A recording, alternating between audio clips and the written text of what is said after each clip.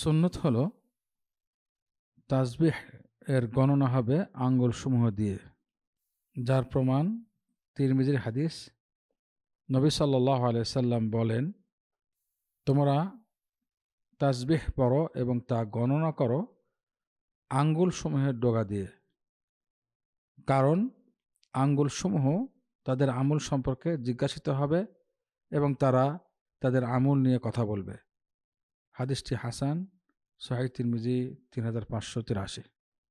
শাইখুল ইসলাম ইবনে তাইমিয়া রাহিমাহুল্লাহ বলেন, আঙ্গুল দিয়ে তাসবিহ পড়া সুন্নাহ, যেমনটি নবী সাল্লাল্লাহু আলাইহি সাল্লাম বলেন, তোমরা তাসবিহ পড়ো এবং তা গণনা করো আঙ্গুলসমূহের ডগা দিয়ে, কারণ আঙ্গুলসমূহ তাদের আমল সম্পর্কে জিজ্ঞাসিত হবে এবং তারা তাদের আমল নিয়ে কথা বলবে।